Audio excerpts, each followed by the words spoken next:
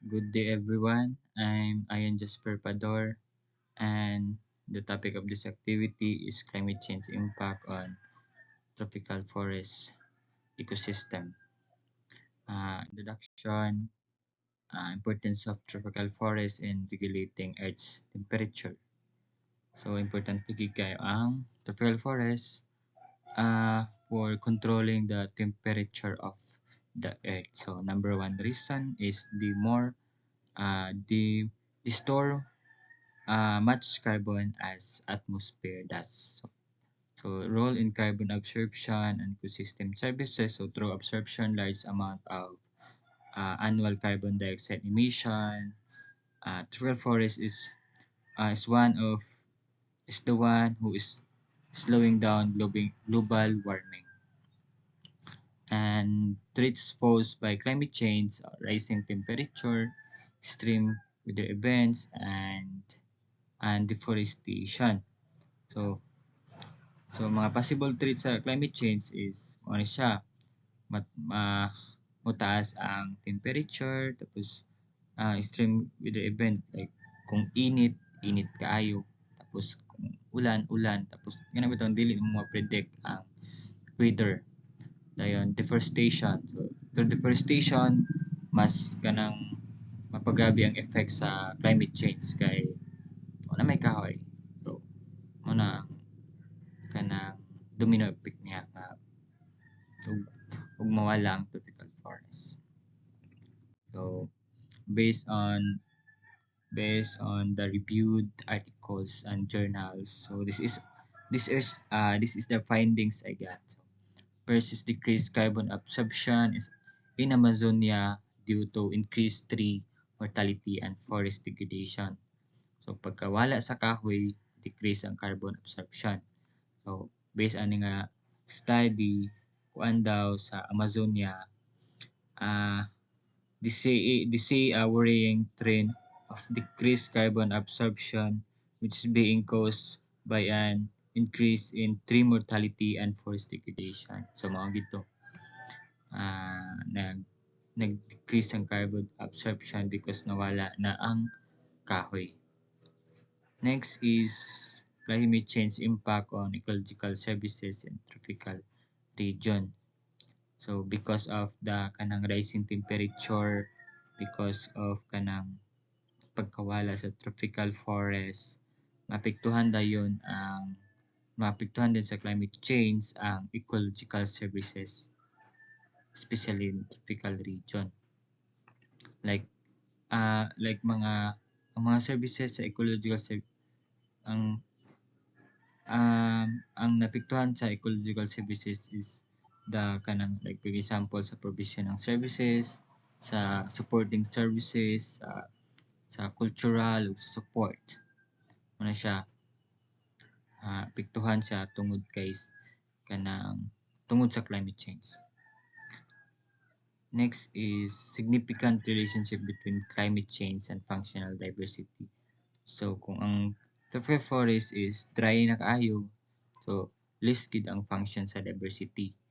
Kay ang as we observe kanang some trees kay mas kailangan gusto nila ang wet tapos init ana bitaw na dili gid ingon nga init permente ana or ulan permente gusto nila na normal lang nga weather.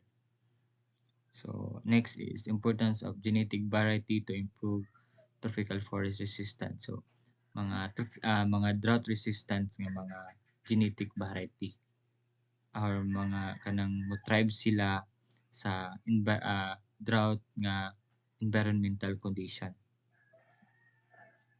Next is effects of tropical forest conversion to agricultural and on weather rest.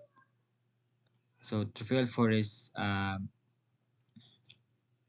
is tropical forest conversion to agricultural was mas prone siya og fire weather kay wala na may trees and ang surroundings is kanang dry na bitaw kayo kay especially particularly kanang El Nino season dira gyud.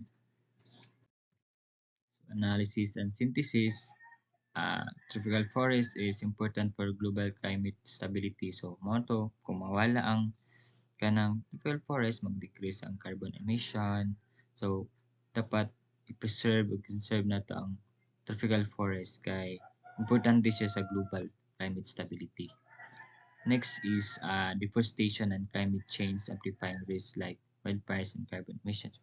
Ito, pag deforestation sa tropical forest, mas prone siya sa kanang wildfires and carbon emission.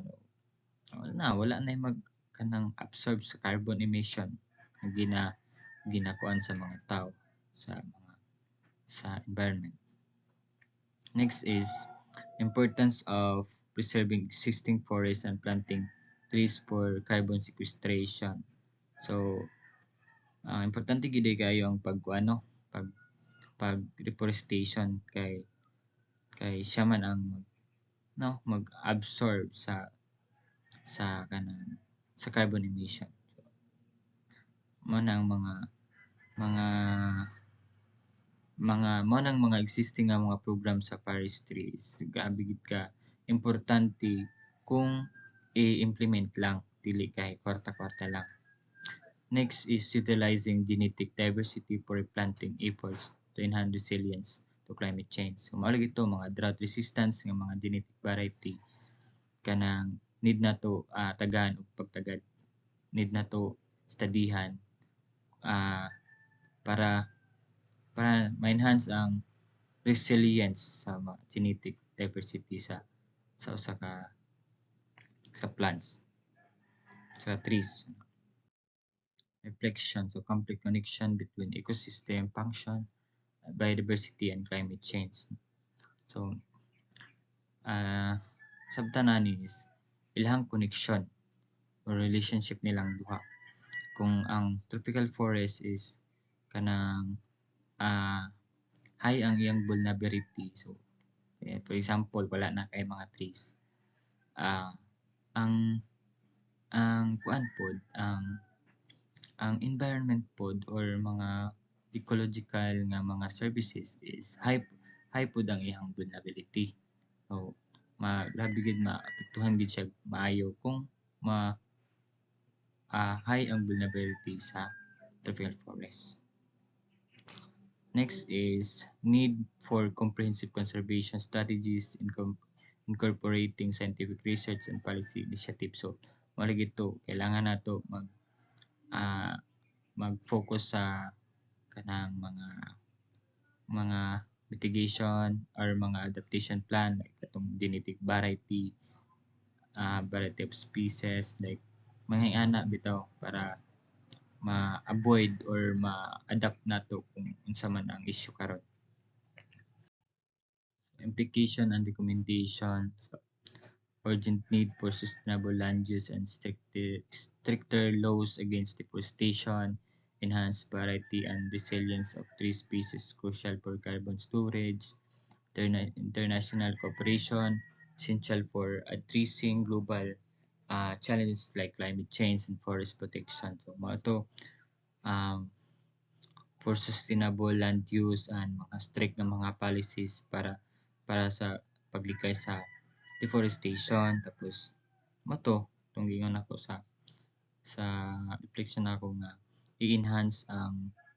enhancing variety and resilience of these species kay sila ang mo absorbs sila ang carbon storage. Then next is international cooperation essential for addressing global challenges like climate change and forest protection. So involvement gid siya sa tanan, kailangan gid siya og cooperation sa international man, local man or mapa community man or mga pa-individual. So need gid og essential para ma-address ang challenges or ang issue sa climate change. So, conclusion, the tropical forest undergoing threat from deforestation and climate change, and importance of conservation efforts to preserve biodiversity and mitigate climate change, funding conservation, promoting sustainable land use and reducing carbon emission, imperative for protecting tropical forests, and ensuring a sustainable future. So, para to, thank you.